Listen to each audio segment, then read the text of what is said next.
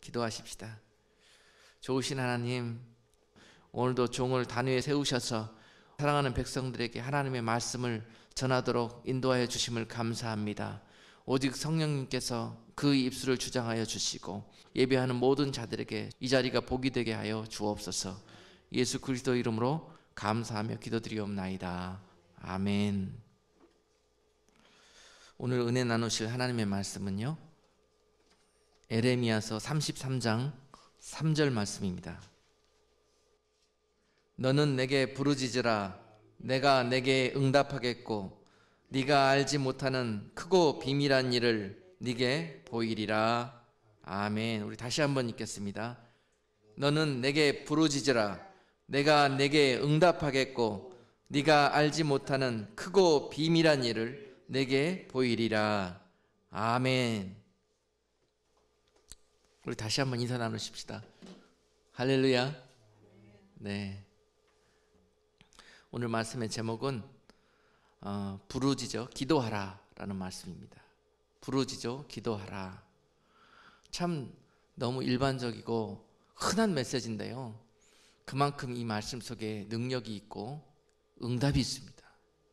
제가 날마다 요새 혼자 고백하는 것이 기도에 이렇게 큰 능력이 있구나. 정말 하나님께서 기도의 통로를 통해서 우리에게 많은 것들을 준비하시고 응답할 계획이 있으신데도 우리가 기도하지 못해서 그것을 얻지 못하는구나 하는 것을 너무 많이 깨닫습니다. 때로는 너무 바쁘고, 때로는 믿음이 없고, 때로는 너무 절박해서, 또 하나님이 너무 가까이 계시지 않기 때문에 우리가 그 하나님을 보지 못해서 기도하지 못하는 경우가 참 너무너무 많았다는 것, 그것이 하나님의 자녀의 권세를 받은 우리가 그 하나님의 능력을 누리고 살지 못한 가장 큰 이유였을 것입니다. 하나님께서 그 백성을 위해서 너무너무 좋은 것을 준비하시고요, 평안히 그 길로 인도하시며 각종의 좋은 것들을 주셨고, 또 졸지도 주무시지도 아니하고 함께 하시면서 지금도 우리에게 그 은혜와 그 자비를 베푸시고 계시는데, 우리의 지난 모습은 어땠냐?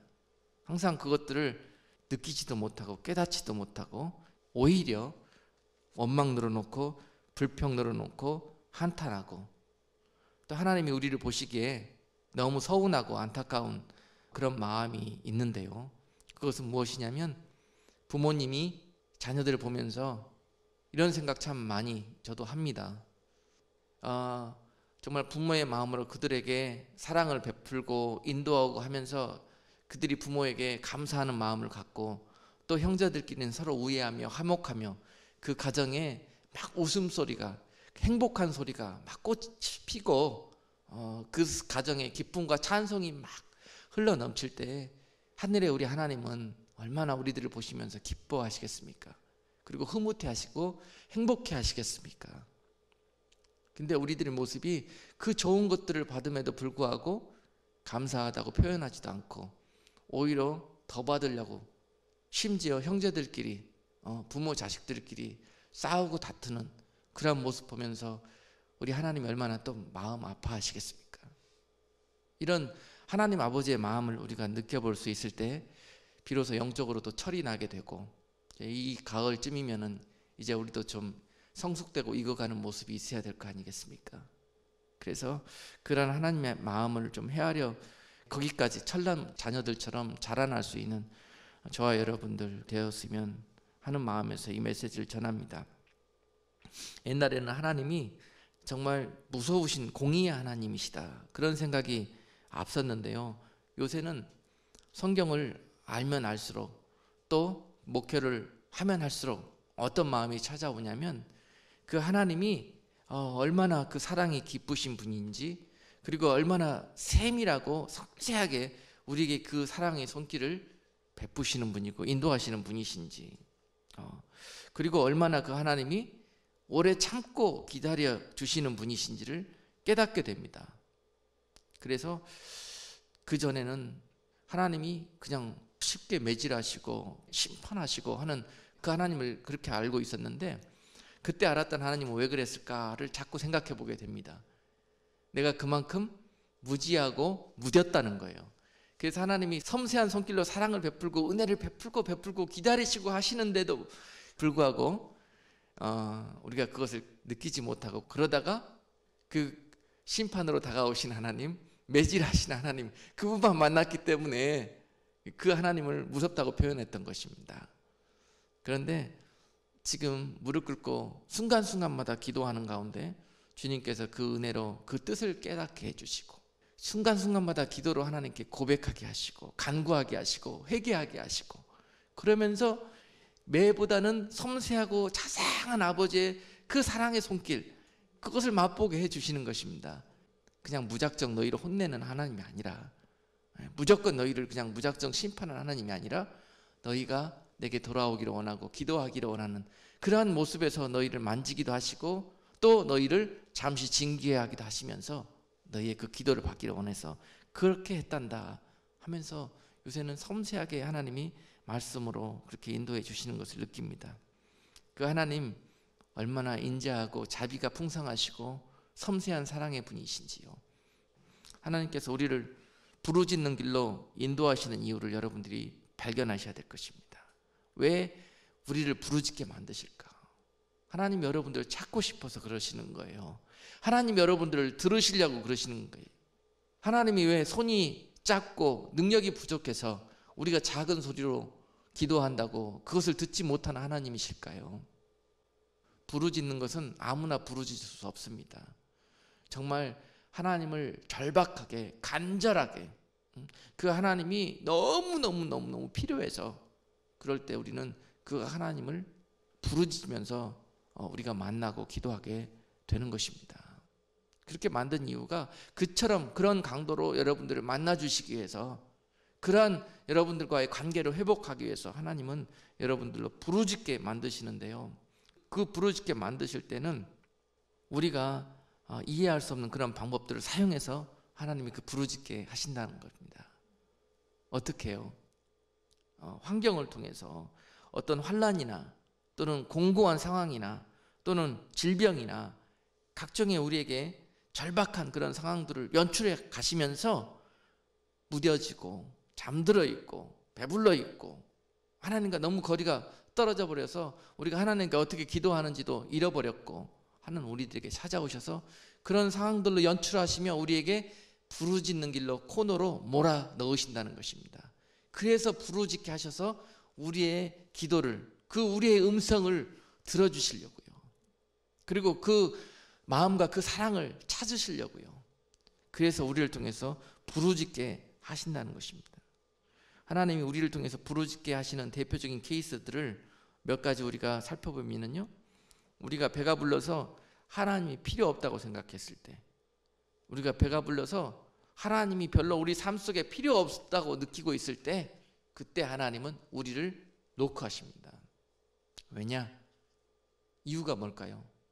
하나님이 우리를 사랑하시기 때문에, 놓치기 원치 않으시기 때문에 이제 그 시점에서 그 마음을 중단시키고 그 마음을 내게 돌이키게 하기 위해서 우리가 너무 배가 부르고 너무 세상에 필요한 것이 없을 정도로 그렇게 은혜와 축복을 받아서 그렇게 살고 하나님을 더 이상 찾지 않을 때, 그때 하나님은 우리에게 다가오십니다. 그리고 우리들이 붙들고 있는 우상과 같은 그런 존재들을 건드리십니다. 그래서 우리로 깨닫게 해주시는 거예요. 그랬을 때 우리가 민감하게 하나님께 반응하면 깨닫게 해주셔서 바로 그를 고치시고 터닝 포인트를 삼기를 원하시는데요, 우리가 너무너무 그 상태까지 가면은 무지에 있어서 그렇게 하나님이 갖고 있던 것도 빼앗아 가시고 잘 되던 것들도 안 되게 하시고 건강했던 육신도 그 질병 가운데 그렇게 몰아넣으시면, 그리고 의사도 손댈 수 없는 그런 상황으로, 그 절박한 상황으로 만드실 경우에, 그럴 경우에 우리는 빨리 깨달아야 합니다. 아, 지금 하나님이 나를 부르짖으라고 여기로 코너로 모르시는구나. 우리가 왜 그 사랑의 하나님을 그 순간 못 만나고 나중에 매 실컷 두드려 맞은 다음에 그냥 아파서 골마 터질 때까지 맞은 다음에 그때 그것을 깨닫게 됩니까? 그 순간 너무 배가 불러있기 때문에 우리가 그런 거죠. 잠시 작은 목소리로 하나님 나 좀 힘든데요, 저 좀 고쳐주시려면 고쳐주시던지요. 그 순간 부르짖어야 되는데 우리 모습이 그렇다는 겁니다. 하나님은 그 순간 우리에게 부르짖어 하나님께 간구하기를 원하시는 거예요. 그 강도로 하나님을 붙들기를 원하시는 거예요. 근데 우리는 그 순간 그러지 못하고 끝까지 우리 남아있는 오기와 자존심 그런 것 때문에 그렇게 하나님 앞에 애디트를 보입니다. 참 너무너무 우리가 자녀들 키워보면서 그럴 때 서운해요. 자녀들이 정말 절대적으로 부모들을 의지하고 믿고 어려운 일, 힘든 일 있을 때 부모를 찾아와 또 상의하고 또 도와달라고 청할 때 부모는 그때 참 기쁘다는 생각을 합니다. 그렇죠? 여러분들 다 그런 경험 하지 않습니까? 그런 것처럼 하나님도 우리에게 항상 그런 관계가 되어주기를 원해요. 근데 우리가 너무 어리석어서 또 배부르고 강팍해지다 보니까 이런 하나님과의 관계를 못하다가 결국 그런 상황을 맞이하게 됩니다. 하나님 우리를 부르짖게 만드는 그런 케이스 두 번째는 죄로 우리 삶이 거의 지옥 문 앞에 가 있을 때, 그곳을 향해서 달려가고 있을 때, 이제 그대로 놔두면 안 되겠다 싶었을 때 하나님은 우리에게 달려오셔서 손을 대시기 시작합니다. 또 여러 가지 하나님이 계획한 환경들을 통해서, 여러 가지 주변에 있는 도구들을 통해서 그에게 그런 환경으로 몰아넣습니다. 우리가 그대로 가다가는 큰일 나겠다 싶습니다. 이러다가 내 자식 잡겠다, 내 자식 지옥 보내겠다 싶을 때 하나님은 우리에게 와서 또 치십니다. 그리고 부르짖게 만드십니다. 이것이 바로 하나님의 사랑이요 하나님의 축복이라는 것을 여러분들은 고백할 수 있어야 됩니다. 이것이 얼마나 귀한 사랑인지, 하나님과의 이러한 관계가 끊어지는 사람은 하나님께 버리움 받은 자입니다. 이게 심각한 상황인 거예요. 또 하나님은 어떤 경우에 우리를 부르짖게 만드시느냐, 하나님과 사랑이 식어지고 있다고 생각했을 때, 우리가 하나님과의 사랑에 식어지고 있다고 생각했을 때 우리에게 또 와서 간섭하시며 부르짖게 하십니다. 그리고 이 모든 것들은 특별히 더 많이 사랑하는 자녀들에게 더 이러한 모습으로 사랑을 표현하신다는 것, 이것을 깨닫고 고백하셔야 됩니다. 이럴 때 우리를 부르짖지 못하게 방해하는 것들이 있는데요, 그것은 뭐냐면 아까도 말씀드렸다시피 원수 마귀가 그렇게 합니다. 어떤 방법을 통해서 우리 속에 있는 죄성, 그것을 계속 자극하면서요 우리 자존심으로 그걸 막게 합니다. 우리의 교만함으로 그걸 막게 해요.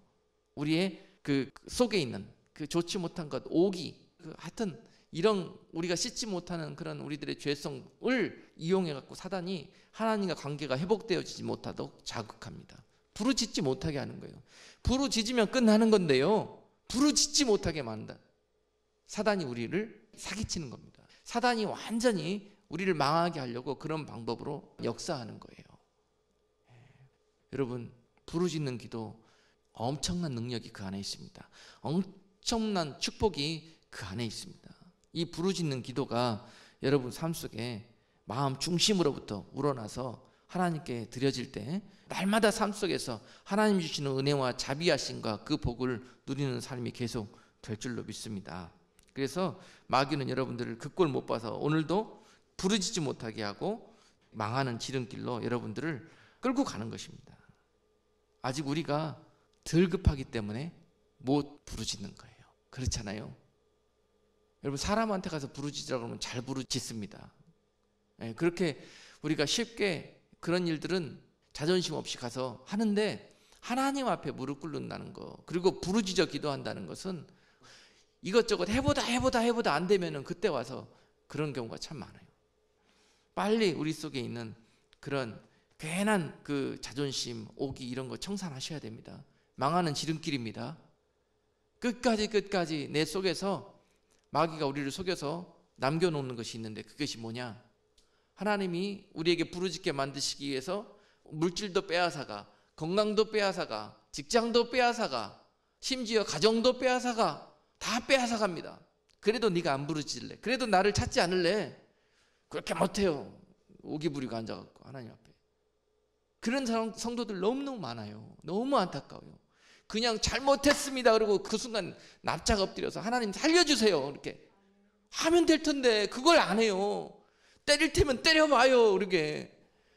아이고, 그냥 옆에서 보고 있자니 너무너무 답답해서 연단 바꿔 받은 사람들이 특징이 그렇습니다. 마지막까지 남아있는 게 자존심이에요. 그거 잃어버리면 끝나기 때문에 그렇습니다.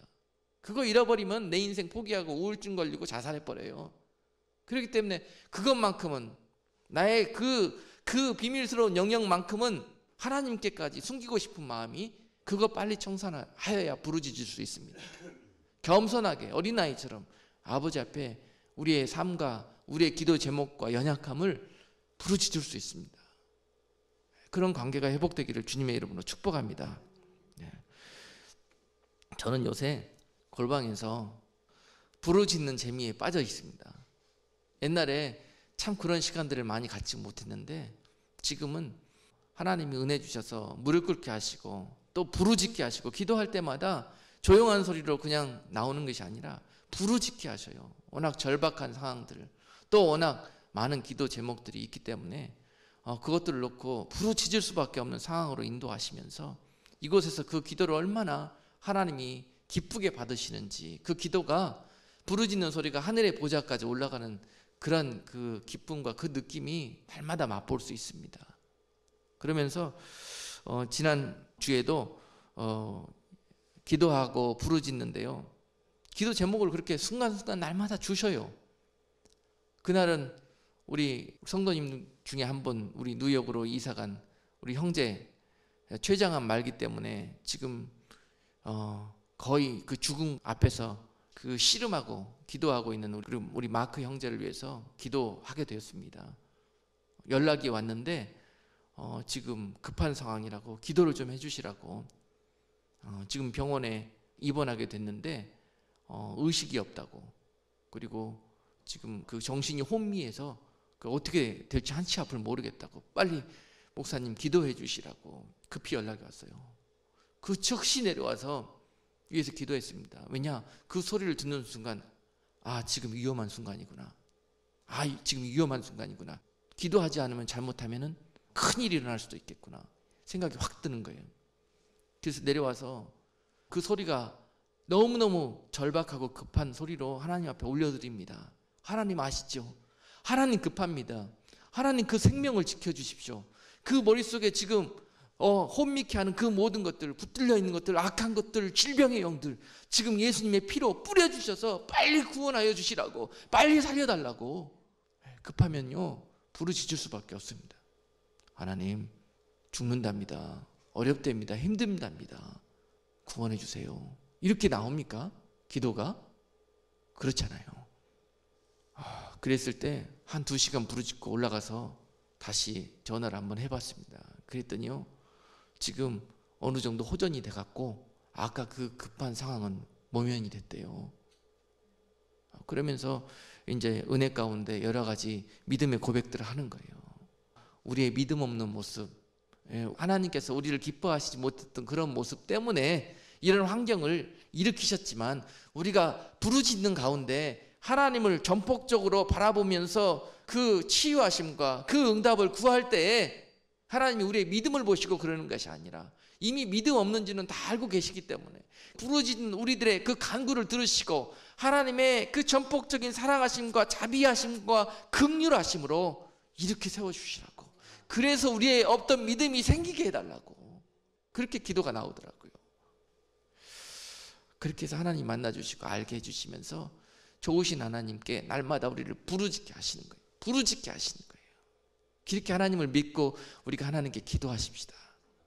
마음이 하나님께 부르짖음으로 올려질 수 있는 소리가 아니라 마음이 그런 마음으로 하나님을 의지하고 하나님밖에 나의 기도를 들으실 분, 응답하실 분이 없습니다라고 고백하는 그런 우리들의 기도의 삶이 되어질 때 놀라운 기도의 능력을 얻게 되실 것입니다. 기도할 때마다 그 크신 하나님을 만나게 될 것이고, 기도할 때마다 기적을 맛보시게 될 것이고, 기도할 때마다 그 응답이 찾아오는 것을 여러분들이 삶 속에서 체험하게 되실 것입니다.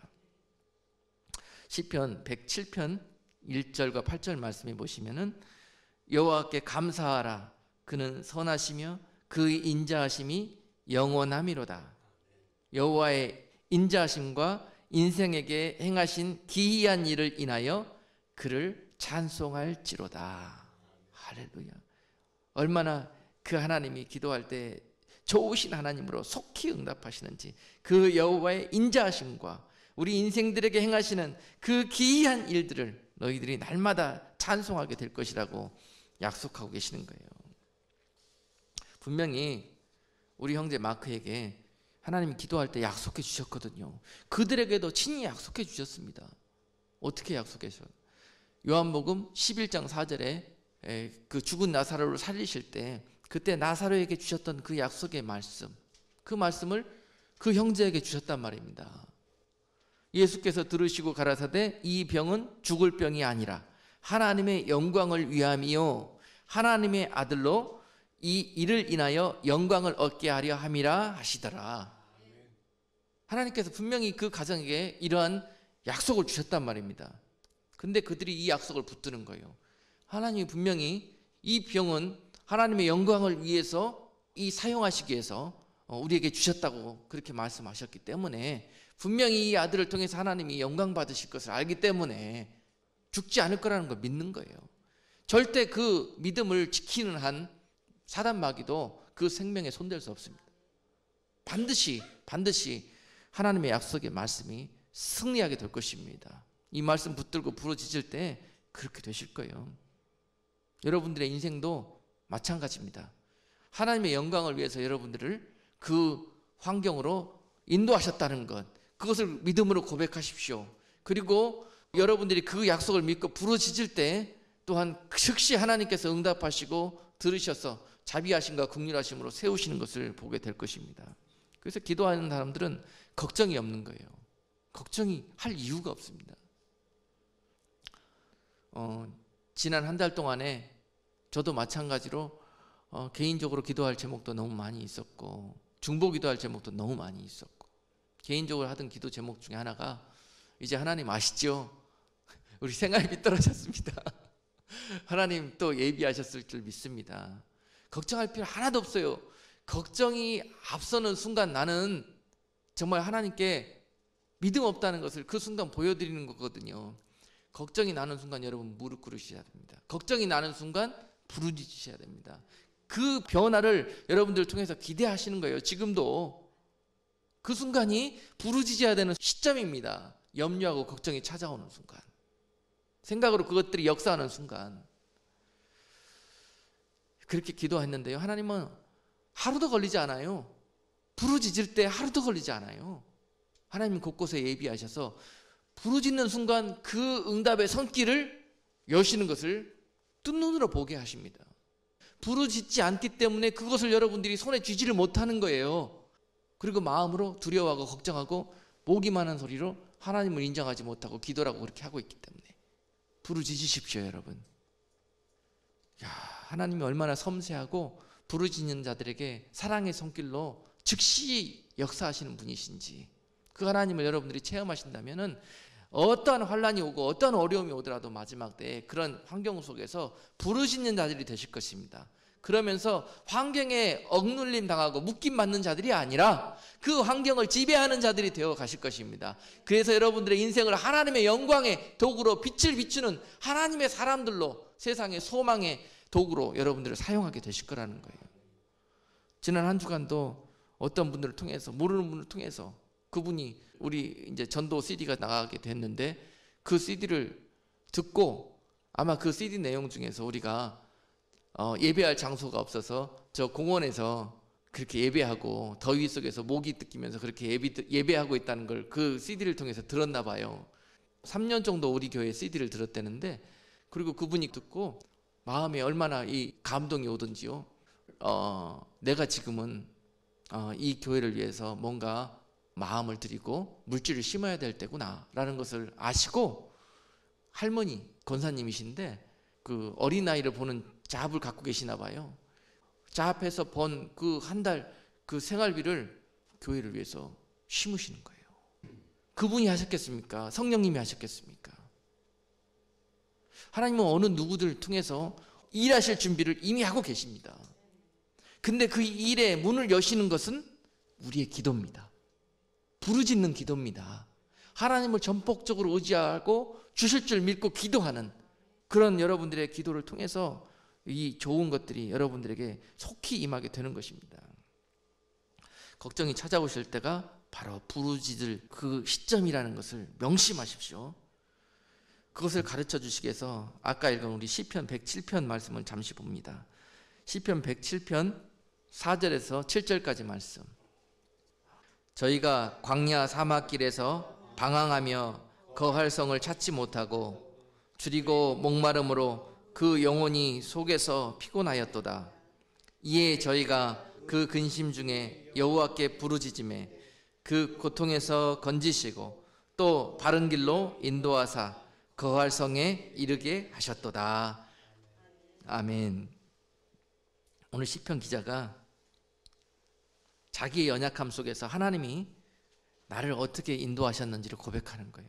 내 연약함 때문에 하나님이 나를 징계하셨고 그 징계가 결국은 나한테 어떠한 복이 되었는가를 고백하면서 여러분들도 하나님이 이렇게 하실 때 고집 부리지 마시고 자존심 부리지 마시고 속히 부르짖으시라는 것입니다. 자, 이 시편 기자가 어떻게 하다가 매를 맞습니까? 딴 길 가다가, 하나님이 가라는 길 말고 딴 길 가다가 우리를 하나님께서 어느 길로 인도하십니까?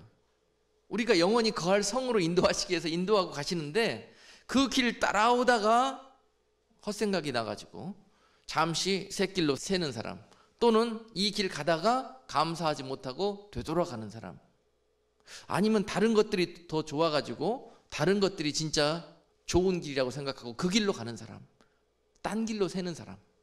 자, 이런 사람들을 향해서 하나님이 어떻게 하신다고요? 그를 사랑하기 때문에 그 길에서 벗어난 양들을 가서 간섭하신다는 것입니다. 어떻게 간섭하시느냐? 딴 길 가면은 어떻게 한다? 길을 잃게 하신다는 거예요. 그 정한 장소로 가기 위해서 강약길로 그들을 보냈더니 길이 힘들고 어렵다고 그들이 좀 빠른 길과 좀 좋은 길을 스스로 찾아보겠다고 나서게 합니다. 그런데 하나님은 결국 그 앞에다 뭘 예비하셨냐? 길을 잃어버리게 만들어요. 사막길에서 방황하게 만들어 버린다는 겁니다. 얼마나요? 사막에서 여러분 길 잊어보세요. 두렵고 얼마나 겁신합니까? 얼마나 처참한 환경이 찾아옵니까? 그렇게 만들어 버려요. 그리고 나서 어떤 고통에 빠뜨리느냐? 5절에 줄이고 목마르게 만들어 버려요. 이게 하나님의 사랑이시다. 이유가 뭡니까? 우리가 더 좋은 길 찾아보겠다고 나설 때, 딴 길로 가보겠다고 나설 때 이런 일들이 벌어지는데 이것은 하나님의 특별한 사랑이다라는 것입니다. 그래서 그들에게 줄이게 목마르게 만들어 버리시고 또 거기에다가 호되게 한번 기억하라고 상처를 남겨주시는 거예요. 아주 우리 마음속에 그냥 새기게 만들게, 우리 심령까지 그냥 너무너무 곤고한 상태로 만들어버려요. 너희가 여호와 하나님을 잃어버렸을 때, 너희 삶 속에서 그 하나님을 떠났을 때 어떠한 결과를 맞이하는지 철저하게 그곳에서 가르치신다는 것입니다. 그리고 그 상황까지 몰리면은 반드시 하나님의 사람들의 특징이 있습니다. 부르짖어요. 하나님의 사람들의 특징이 그렇습니다. 반드시 이 상황에 가면은 부르짖게 되어 있습니다. 아버지 잘못했습니다. 하나님 잘못했습니다. 그래서 부르짖게 만드신다는 거예요. 그래서 6절에 보니까 저희가 그 근심 중에 여호와께 부르짖음에 그 고통에서 건지시고, 부르짖지 않으면 그 고통 속에서 나온다 못 나온다? 못 나와요. 부르짖을 때까지 기다리게 만드시는 거예요. 네가 그래도 나를 의지하고 나에게 구하지 않을래? 그러면서 그 아들을 철저하게 이런 사건을 통해서 가르치십니다. 그래서 부르짖게 하시고 어떻게 하신다? 바른 길로 인도하사 거할 성으로 이르게 하신다는 거예요. 이게 하나님의 목적이에요. 하나님의 자녀들에게.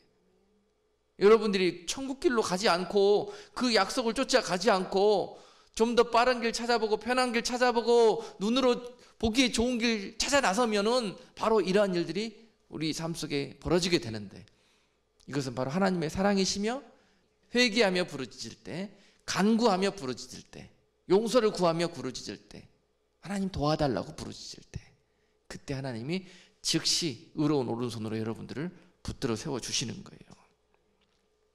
또 한 가지, 계속 시편 107편에서 10절에서 14절 또 우리가 같이 읽어보면서 하나님이 어떠할 때 어떠한 모습으로 우리를 넘어뜨리시고 또 부르짖을 때 이렇게 세워주셔서 축복해 주시는지 보십시다. 10절, 사람이 흑암과 사망의 그늘에 앉으며 곤고와 쇠사슬에 매임은 하나님의 말씀을 거역하며 지존자의 뜻을 멸시함이라. 그러므로 수고로 저희 마음을 낮추셨으니 저희가 엎드려져도 돕는 자가 없었도다. 이에 저희가 그 근심 중에 여호와께 부르짖음에 그 고통에서 구원하시되 흑암과 사망의 그늘에서 인도하여 내시고 그 얽은 줄을 끊으셨도다. 아멘. 하나님이 어떻게 역사하시는지 아시겠죠? 이제 이 사람은 어떻게 하다 매맞았습니까? 하나님의 말씀을 거역하고 지존자의 뜻을 멸시하다가. 그렇죠. 이러면은 하나님이 여러분들을 사랑하시기 때문에 지옥불로 떨어지는 것을 가만두고 보시지 아니하고 즉시 그 문 앞에서 여러분 삶에 개입하신다는 것입니다. 언제? 하나님의 말씀을 거역하고 지존자의 뜻을 멸시할 때. 이 성경으로 말씀을 읽을 때는 잘 여러분들이 이 피부에 와 닿지를 않죠. 근데 우리가 얼마나 삶 속에서 이런 행동들 많이 하는지 모릅니다. 하루에도 수십 번씩 이런 생각과 이런 행동을 합니다. 그렇게 하는 게 우리들의 모습이에요. 그런데 이 시편 기자가 쭉 보면서 그걸 깨달은 거예요. 하나님이 왜 그렇게 하시는가 보면서 우리에게 권면하십니다. 너희들은 이럴 때 이렇게 하지 말으라고. 자, 그렇게 우리가 하나님의 말씀을 거역하고 그 하나님의 말씀을 멸시하던 것, 이스라엘 백성들이 수도 없이 그렇게 했습니다. 그렇게 되면은 마귀가 즉시 개입해서 어떻게 우리를 만드냐? 그 쇠사슬로 우리를 묶어버립니다. 왜냐? 죄를 지었기 때문에. 죄를 지으면은 마귀가 즉시 찾아와서 우리를 죄의 쇠사슬로 묶어버립니다. 하나님과 묶여있던 끈을 끊고 자기의 끈으로 묶어버린다는 거예요. 그러면은 우리가 그 다음부터 그 자유함을 누리지 못하고 죄의 속박 속에서 이렇게 살아가게 되어 있습니다. 그걸 불쌍히 여기셔서 하나님은 어떻게 우리에게 간섭하시느냐? 죄의 값은요, 사망입니다, 여러분. 죄는 반드시 값이 있습니다. 값이 없이 용서받지 못합니다. 그래서 예수님이 우리를 위해서 돌아가셔야 했던 거예요. 우리의 죄 때문에 그 값을 치르는 거예요. 그 은혜를 우리가 조건 없이 받았으면서도 동일한 죄를 계속해서 구원 받고 나서도 지어 나간다면 그 값을 주님이 또 십자가에서 져주지 않아요. 여러분들이 삶에서 지게 만드십니다. 철저하게 죄값을 그 다음부터 치르게 하셔요. 아시겠죠? 죄는 그토록 무섭습니다. 하나님과 우리와의 그 사랑의 관계를 끊어버리고 바로 마귀가 자기 백성이라고 자기 종이라고 묶어버립니다. 합법적으로 우리 가운데 들어와서 그런 일들을 해버립니다. 그 순간 우리는 마귀와 함께 저 지옥불로 끌려가게 되는 거예요. 그것을 끊기 위해서는 우리가 값을 치러야 되는데요. 어떤 값을 치르게 하시냐 보십시다. 하나님을 말씀을 거역하며 지존자의 뜻을 멸시한 우리들을 하나님은 어떻게 만드시느냐? 저희 마음을 낮추시고 12절에 저희가 엎드려져도 돕는 자가 없게 만드십니다. 우리의 마음을 낮추셔서 흑암 가운데 사망의 음침한 그늘 가운데 두십니다. 자, 보십시다.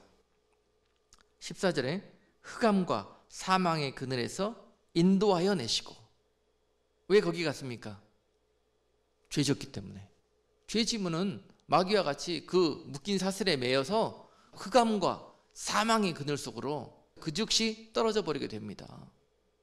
자, 그곳에서 그냥 건져내오시려면 어떻게 한다? 주님께서 이제 강권적으로 건져내오실 때 어떻게? 철저하게 네가 왜 그곳에 떨어지게 됐는지를 깨닫게 해주신다는 것입니다.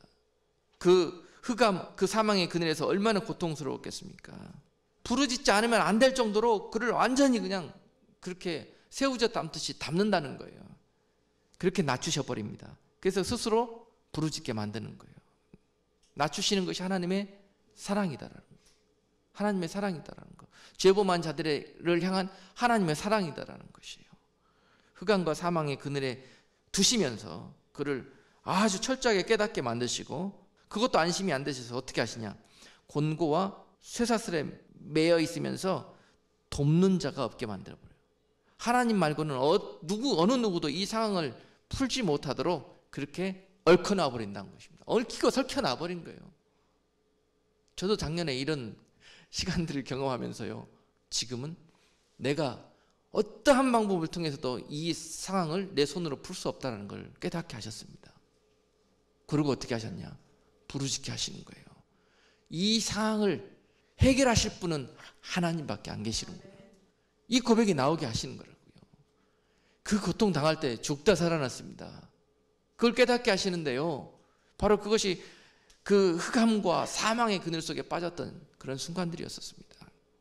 그곳에서 그냥 버려두지 아니하시고 돕는 자 하나 없게 만드시면서 부르짖게 하시고 건져주시는 그 은혜, 그 사랑이 좋아서 오늘 우리 하나님께 찬송하는 거 아닙니까? 예?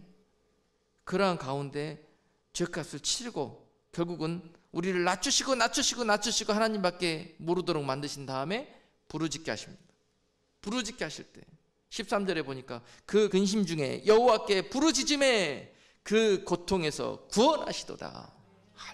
이게 하나님이 하시는 방법이라니까요. 하나님이 하시는 방법. 부르짖는 것이 얼마나 좋은 것입니까?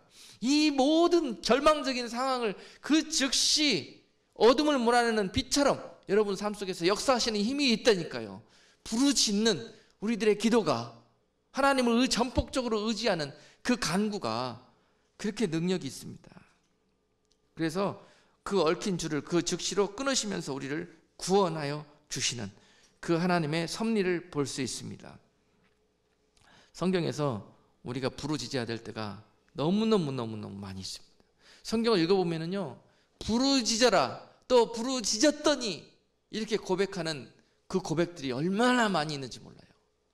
몇 가지만 여러분께 제가 소개를 드리면요, 곤고한 중에 부르짖어 하나님을 만나고 그 공고함으로부터 벗어난 다윗, 시편 34편 6절에 보면은요, 이 공고한 자가 부르짖음에 여호와께서 들으시고 그 모든 환난에서 구원하셨도다. 다윗의 고백입니다. 하나님이 다윗을 얼마나 사랑하셨는지 여러분 아시죠? 그 사랑하시는 자에게 징계를 아끼시지 않는 하나님. 그 다윗을 다윗되게 만들기 위해서 하나님은 얼마나 많은 징계를 다윗에게 허락하셨는지 모릅니다. 그때마다 다윗은 그걸 깨닫고 어떻게 고백합니까? 오늘 그 고백처럼 다윗이 심지어 지금 아비멜렉이라는 왕에게 이제 어려움을 당하고 살아남기 위해서 그 앞에서 침 질질 흘리면서 미친 척 하면은 그 왕이 자기를 죽이지 않고 살려줄 줄 알고 미친 척 하다가 그리고 살아나가지고 다윗이 지금 하는 고백이에요. 그 상황이 공고한 상황이었습니다. 얼마나 살고 싶었으면 미친 척 했겠어요. 그러고 나서 보니까 하나님 보기에 좀 창피하기도 하고 그런 상황이라도 살려주신 게 감사하고 그래서 이렇게 고백하는 거예요. 너무 창피한 내 모습이 하나님 앞에 그럴지라도 부르짖었더니 나를 여호와께서 들으시고 그 모든 환난에서 구원하여 주시더라는 거예요. 이 좋으신 하나님께 부르짖으십시다. 상황이 어떨지 창피하게 생각할 거 없어요. 하나님 여러분들의 공고를 다 알고 계십니다. 그렇지만 부르짖기를 원하시는 거예요. 그때 역사하시는 거예요. 환난 중에 거하실 때 부르짖으셔야 됩니다. 환난 중에 거하실 때. 시편 50편 15절에 보시면은요, 환난 날에 나를 부르라. 내가 너를 건지리니 네가 나를 영화롭게 하리로다. 환난 날에 나를 부르라. 할렐루야. 여러분, 환난이라고 불평 원망 그렇게 하지 마시고 그때가 바로 부르짖을 때예요. 그때 영화로우신 하나님을 경험하실 수 있게 되실 겁니다. 영화로우신 하나님, 좋으신 하나님이 아니라 여러분들을 영화로운 길로 인도하시는 그 하나님, 그 응답 가지고 기다리시는 하나님을 그때 만나게 되실 것입니다. 어떠한 환난이라도 그 환경을 보지 마시고 그때가 내가 무릎 꿇고 부르짖을 때구나 라고 영적인 눈을 열어서 그것을 볼 수 있는 여러분들이 되기를 주님의 이름으로 축복합니다. 그리고 어떠한 압제와 고통 속에 고역을 당하고 있을 때 하나님이 부르짖으라고 예비한 환경입니다. 이스라엘 백성들이 이제 하나님을 잊어버리고 현실의 종살이 속에 푹 빠져서 그런 그들을 출애굽시키고 현실로부터 구원해 주시기 위해서 하나님 어떻게 하셨냐? 부르짖게 하셨어요. 그 백성들이 이제 종살이에 찌들려서 어떻게 부르짖는지조차 잊어버렸어요. 하나님조차 잊어버렸어요. 그래서 아주 그냥 철저하게 그 고통을 가중시킵니다. 나중에는 어떻게 하냐, 그 부르짖는 소리가 하늘에까지 상달되게 됩니다. 하나님이 하시는 일입니다. 그들이 느낄 때는 왜 지금 이렇게 정말 끝도 없는 나락으로 내 삶이 전락해서 떨어져 가느냐, 그렇게 상황을 원망하지만 하나님이 하시는 일인데, 그때 그 상황으로부터 제일 빨리 나올 수 있는 길은 무엇이냐? 이제 답 다 아시죠? 그 즉시 하나님께 무릎 꿇고 부르짖는 것입니다. 출애굽기 2장 23절에서 여러 해 후에 애굽 왕은 죽었고 이스라엘 자손은 고욕으로 인하여 탄식하며 부르짖으니 그 고욕으로 인하여 부르짖는 소리가 하나님께 상달한지라. 하나님이 여러분들이 고욕 속에 고통하는 소리, 신음하는 소리, 그 소리를 듣기를 원하십니다. 부르짖을 때 하나님이 그 손을 여러분께 내미실 것입니다. 부르짖는 것은 응답을 가장 빨리 얻는 키입니다. 고집 부리지 마시고, 그래도 난 버틸래요, 더 때리려면 때려보세요, 절대 그러면 안 됩니다.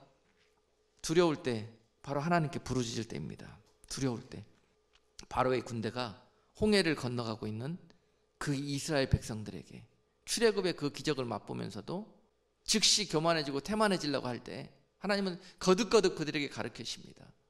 두려움을 통해서. 자, 이제 모든 것이 끝나고 해결됐다 싶어서 방심하려고 하면은 하나님이 또 찾아오셔서 사랑의 매를 들어요. 뒤를 돌아보니 그 갈라져 있는 홍해로 건너고 있는 그들에게 애굽 그 군사들이 쫓아오고 있는 것이 보입니다. 그 군사들을 보면서 그들이 두려움에 빠집니다. 그 부르짖을 때 만난 하나님을, 그 하나님은 오늘 이 순간에 부르짖을 때만 역사하는 하나님이 아니라 앞으로 여러분들의 삶 속에서 어느 환경과 고역과 고통과 질병이 온다 할지라도 그때마다 부르짖을 때 만나 주실 것이라는 그 하나님을 다시 각인시켜 주시는 것입니다. 그들이 또 부르짖습니다. 하나님 보이시죠? 저 애굽의 군대가 바로 우리 등 뒤까지 쫓아온 게 보이시죠? 하나님 살려주십시오. 하나님께서 그렇게 부르짖을 때 그 백성을 또 외면치 아니하시고 바닷물 속에 수장시켜서 완전한 승리를 얻게 하시는 하나님을 그들이 배우게 하십니다. 부르짖을 때 이러한 하나님을 경험하게 되실 것입니다. 두려움이 찾아오십니까? 고통으로 고역이 찾아오십니까? 그때가 바로 우리가 하나님께 부르짖을 때입니다. 그리고 우리가 간절한 소망이 있을 때, 소원이 있을 때 그것을 놓고 하나님께 부르짖는 여러분들이 되기를 주님의 이름으로 축복합니다. 지금까지 내가 무지했지만, 내가 어리석었지만 이번 딱 한 번만 들어주십시오 하나님, 이번 딱 한 번만 살려주십시오 하나님, 이렇게 하나님께 기도할 수 있는 여러분 되기를 주님의 이름으로 축복합니다. 하나님 나 죽어 마땅합니다, 죽어서 쌉니다, 죽여주십시오 이렇게 하지 마시고, 하나님은 여러분들 죽이기 원치 않으십니다. 하나님께 여러분들이 나 살려주십시오, 한 번만 더 살려주십시오라고 기도하기를 원하십니다. 그렇게 기도하세요. 삼손이 그 하나님께 범죄하고 나서 마지막에 하나님께 간구하잖아요. 하나님 이번 딱 한 번만 저에게 주셨던 그 능력을 주십시오, 이번 딱 한 번만. 한나가 기도하잖아요. 한나가 그 모욕과 치욕과 그 속을 당하면서 나도 어린아이 갖고 싶어요 하나님, 나에게도 자식을 주세요. 그러고 있을 때 한탄하고 원망하는 것이 아니라 하나님께 매달렸잖아요. 하나님께 부르짖었잖아요. 그랬더니 하늘의 하나님께서 그 소리를 들으시고, 부르짖는 소리를 들으시고 그에게 자녀를 허락하시잖아요. 마음의 간절한 소원이, 너무너무 절박한 필요가 있을 때 하나님께 부르짖으십시오. 그것을 놓고 그것만 붙들고 간절하게 부르짖으십시오. 그 하나님이 여러분들의 소리를 듣기를 원하십니다. 그래요. 마태복음 7장 11절에 너희가 악한 자라도 좋은 것으로 자식에게 줄 줄 알거든 하물며 하늘에 계신 너희 아버지께서 구하는 자에게 좋은 것으로 주시지 않겠느냐. 왜 하나님이 안 주시겠습니까? 사랑하는 자녀에게. 근데 중요한 것은 그냥 안 주시고 철저하게 깨닫게 해주셔서 부르짖게 하신 다음에 주신다는 거예요. 그래야 그에게 복이 되기 때문에 그렇습니다. 하나님은 사랑하는 자에게 징계를 아끼지 아니하시는 분이십니다. 더 사랑하는 자녀일수록 매를 아끼지 않은 그분이 하나님이십니다. 여러분, 하나님을 잘 아셔야 해요. 어떤 분이 그랬대요. 야, 너는 하나님을 그렇게 잘 섬기고 그렇게 신앙이 좋고 믿음이 좋은데 너는 왜 그렇게 풀리는 일도 없고 그렇게 인생이 기구하고 뭐 흠모할 모양이 없냐? 그렇게 너에게 고난과 어려움과 맨날 질병과 고통만 주는 하나님, 나 그런 하나님 난 믿기 싫다. 그분한테 그러더래요. 여러분, 그러나 우리의 삶이 하나님께 영광의 도구로 쓰일 날이 있을 줄로 압니다. 하나님이 그렇게 하셨다가 어떻게 하신다? 부르짖을 때 그를 이렇게 세우시고 저들을 통해서 영광을 받으실 것입니다. 그러면 그렇지, 그분이 하나님이야. 그러면 그렇지, 그렇게 네가 예수 믿더니 하나님 앞에 그렇게 축복을 받는구나, 하나님 앞에 그렇게 위로를 받는구나, 그렇게 나음을 입는구나. 이 하나님이 그 응답을 가지고 부르짖을 때 역사하기 위해서 기다리고 계신다는 것입니다. 얼마나 부르짖는 것이 우리에게 소망이 되니까. 이 좋은 소망과 축복이 여러분 앞에 보여지기를 원합니다. 그리고 부르짖지 못하는 이 사슬 속에 묶여있는 이 마음이 어린아이처럼 주님 앞에 정말 순수하고 순박한 모습으로 그렇게 부르짖는 그런 기도의 삶이 회복되기를 주님의 이름으로 축복합니다. 하나님이 사랑하는 자들에게 얼마나 그 징계를 아끼지 않는지, 그것은 부르짖게 만드셔서 그들의 사랑을 받기를 원하시고 그들의 회개를 받기를 원하시고 그들로부터 영광을 받기를 원하시기 때문에 그렇습니다. 잠언 3장 12절에 보니까 대저 여호와께서 그 사랑하는 자를 징계하시기를 마치 아비가 그 기뻐하는 아들을 징계함 같이 하시느니라 라고 기록되어 있습니다. 그리고 히브리서 12장 6절 말씀 보니까 주께서 그 사랑하시는 자를 징계하시고 그의 받으시는 아들마다 채찍질 하심이니라. 할렐루야. 사랑을 하시는 아들마다 이와 같이 인도하여 가신다는 것입니다. 계시록 3장 19절 말씀, 무릇 내가 사랑하는 자를 책망하여 징계하노니 그러므로 네가 열심을 내라. 회개하라. 부르짖어 회개하게 만들기 위해서, 그리고 구원해 주시려고, 회복해 주시려고. 놀랍습니다. 하나님께서 여러분들에게 왜 부르짖을 그러한 기도의 제목을 주시는지 이제 아시겠죠? 사랑하기 때문에. 그 사랑도 특별히 사랑하는 아들이기 때문에. 그런데 우리는 마귀에게 속아서 그 좋으신 아버지께 부르짖지 못했다는 것입니다. 그것이 우리가 아직 그 축복의 응답에 이르지 못한 이유입니다. 그 부르짖는 가운데 여러분들에게 정말 연단과 고난 속에 있던 삶이 새로운 그런 하나님의 응답의 역사로 회복되는 놀라운 축복이 있기를 주님의 이름으로 축복합니다. 많은 분들이 저에게 이메일이나 또는 우리 홈페이지로 또 전화로 이렇게 위로한다고 그 말씀을 주셔요. 어떻게 주시냐면은 하나님이 목사님을 너무 사랑하시는 것 같아요. 왜요? 그랬더니 그러니까 그렇게 어려운 일을 겪게 하시고 그렇게 낮추시고 징계하시지요. 그래요. 이게 위로인지 사랑인지. 예, 그래요. 저도 그렇게 생각하고 얼마나 회개의 무릎을 꿇었던 시간인지 모릅니다. 그렇게 답을 합니다. 그런데 사실이에요. 하나님이 그분들을 통해서 듣게 하시잖아요. 하나님이 사랑하시기 때문에 그대로 계속 가면 안 된다. 거기서 멈춰 서라. 그리고 하나님께서 사랑하는 자들에게 징계하시고 책망하시고 또 여러 고통과 아픔을 겪게 하시면서 하나님께 부르짖게 하시는 거예요. 아시는 분은 알아요. 하나님 나에게 이런 일들을 베푸실 때 이게 하나님 나를 사랑하셔서 하는 일이구나. 성숙하고 장성한 자들은 알아요. 그리고 하나님께 그렇게 고백해요. 하나님 나를 너무 사랑하시는구나. 그런 자들이 부르짖게 됩니다. 그런 자들이 회개하게 됩니다. 그런 성숙함이 여러분께 있기를 주님의 이름으로 축복합니다. 지금 우리가 우리 일로만 이렇게 부르짖을 것이 아니라 중보기도하면서 부르짖을 때입니다. 예. 지금 한국과 이 미국 땅을 위해서 우리가 중보하면서 기도하고 부르짖을 때입니다. 너무 절박한 때입니다. 지금 너무 2014년 말 2015년은 우리가 이 기도 제목을 놓고 기도해야 될 때입니다. 가정이 없는 우리들의 삶은 있을 수가 없고요. 나라가 없는 우리들의 삶은 있을 수가 없고요. 하나님이 안 계시는 믿음의 삶은 있을 수가 없는 것입니다. 하나님께 기도해야 되고, 나라를 위해 기도해야 되고, 교회를 위해 기도해야 되고, 가정을 위해 기도해야 되고, 우리가 우리의 나 자신만의 그런 삶이 아니라 이런 기도의 제목들을 놓고 부르짖으며 기도할 수 있는, 중보하며 기도할 수 있는 그런 성숙함이 기도를 통해서 나타나야 될 때입니다. 지금 하나님이 한국과 미국과 이 세상을 너무너무 사랑하시기 때문에, 사랑하는 아들이기 때문에 이제 그 징계가 눈앞에 있어요. 눈앞에 있습니다. 그들이 하나님께 부르짖고 하나님께 돌아오기를 원하시기 때문에 그 일이 눈앞에 있습니다. 그래서 우리가 그 일을 놓고 기도해야 돼요. 매맞지 않고 부르짖게 해주십시오. 매맞지 않고 돌아오게 해주십시오.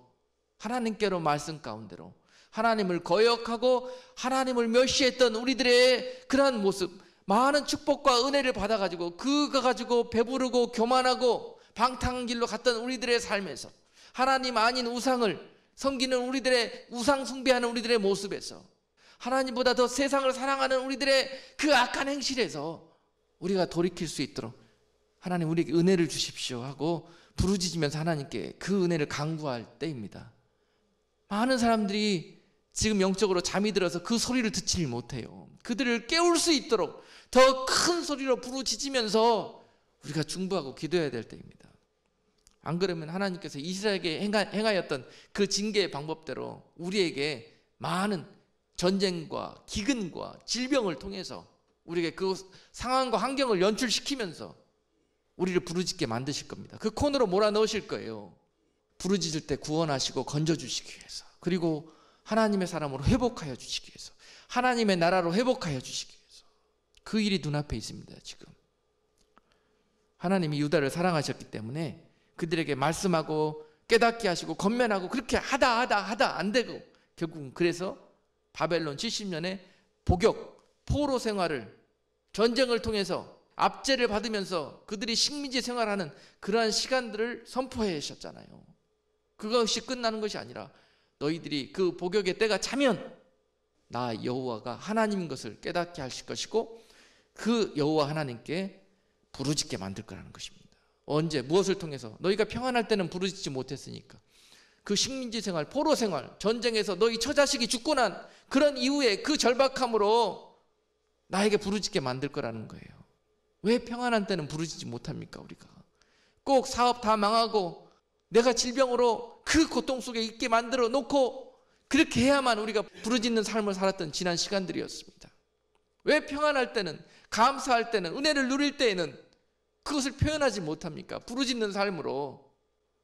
하나님께서 그런 우리들을 그렇게 만들어 버리시는 거예요. 눈물 흘리시면서 포로 생활 70년 하게 만드시고, 그때 그들이 돌아오면서 어떻게 했습니까? 시편 126편에 고백을 하면서 돌아오잖아요. 126편 3절에 보면은 여호와께서 우리를 위하여 대사를 행하셨으니 우리는 기쁘도다. 그러면서 감사 찬송 부르면서 하나님께 부르짖으면서 돌아왔어요.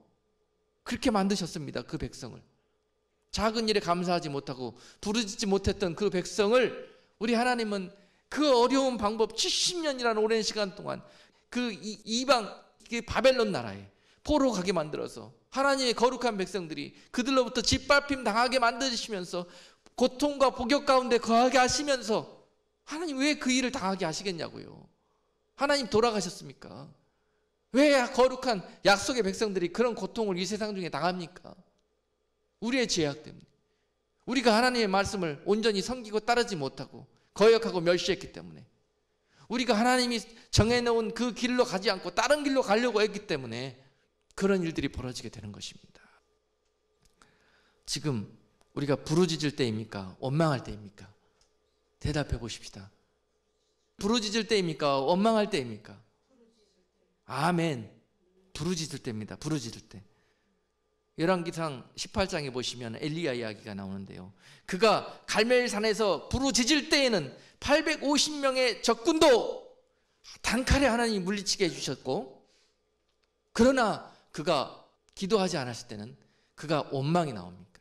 그가 기도하고 부르짖을 때에는 그 절박한 환경 속에서 850대 1로 싸우는 환경 속에서 여호와께 부르짖었더니 그 즉시로 불이 임하여서 그들을 멸하게 하셨고, 그가 기도하지 않고 방심할 때에는 결국은 그가 코너 로뎀 나무에 몰려서 나를 죽여주십시오라고 자기 원망하고 신세한탄하는 그런 모습을 봅니다. 여러분, 부르짖으시겠습니까? 원망하시겠습니까? 원망에 빠진 자는 결국 기도한다는 기도가 날 죽여주십시오, 차라리 이렇게 살 바에 날 죽여주십시오 라는 기도밖에 안 나옵니다. 그게 기도입니까? 하나님이 그렇게 부르짖으라고 우리에게 부르짖으라고 하십니까? 그렇잖아요. 부르짖더라도 절대 그런 부르짖음은 하나님 앞에 하면 안 됩니다. 그건 부르짖는 기도가 아니라 하나님의 진노가 바로 떨어지기, 그냥 그런 일들을 하나님께 올려드리는 거예요. 아둔하고 미련하고 어리석었던 우리들의 모습입니다. 지금은 우리가 원망할 때가 아니라, 우리가 두려워할 때가 아니라, 걱정할 때가 아니라 부르짖을 때입니다. 할렐루야. 에레미야 29장 12절, 너희는 내게 부르짖으며 와서 내게 기도하면 내가 너희를 들을 것이요, 너희가 전심으로 나를 찾고 찾으면 나를 만나리라 말씀하십니다. 그 하나님은 우리가 광야길을 갈지라도 그 광야에서 길을 내실 분이고, 사망의 그런 음침한 골짜기에 있을지라도 거기에 강을 내시며 우리에게 마실 것을 공급하실 하나님이라는 것. 시험 당할 때에도 우리에게 그 시험으로 죽게 하지 아니하고 거기에 피할 길을 내시며 하나님께서 은혜를 베푸실 거라시는 것. 하나님께 피하는 자들과 하나님의 이름을 부르짖는 자들에게 그 은혜를 내리실 것이라는 그 하나님의 약속을 믿고 가는 자들의 편이 되어 주실 것입니다. 오늘 여러분 부르짖으십시다. 하나님께 우리 삶을 통째로 내어드리고 숨길 게 무엇이 있습니까? 우리 모습, 이 모습 이대로입니다. 주님, 우리의 죄악 때문에, 우리의 교만함 때문에 내가 여기까지 떨어지게 되었사오니 이 사망의 음침한 골짜기에서, 이 흑암 속에서 나를 건져주실 분 오직 여호와 하나님임을 고백합니다. 주님, 저 좀 살려주십시오. 저 좀 세워주십시오. 저에게 딱 한 번만 기회를 주십시오. 주님, 저의 기도를 들어주십시오. 이러한 기도를 올려드릴 수 있는 우리 모두가 되기를 주님의 이름으로 축복합니다. 기도하겠습니다.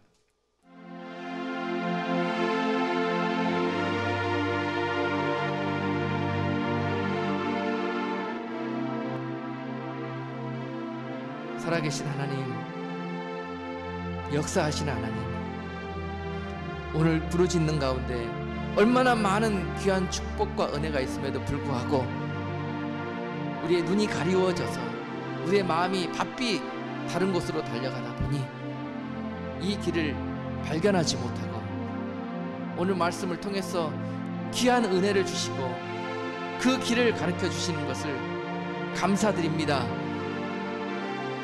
우리가 마음뿐이었으나 이제 입술을 열어 주께 부르짖게 하옵소서. 우리의 삶이 주님 앞에 온전한 부르짖음으로 말미암아 그 하나님의 큰 능력을 경험할 수 있는 새 삶의 출발이 되기를 원합니다.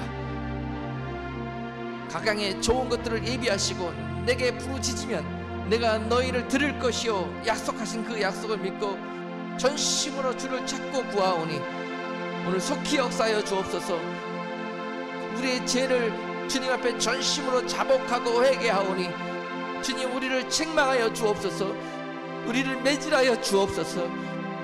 다시는 그 악한 행실의 길로 나아가지 않도록 그 매를 통해서 귀한 깨달음을 얻고 주님 앞에 항상 기쁨으로 그 사랑을 고백할 수 있는 저희들 될 수 있도록 은혜하여 주옵소서. 예수 그리스도 이름으로 감사하며 기도드리옵나이다. 아멘.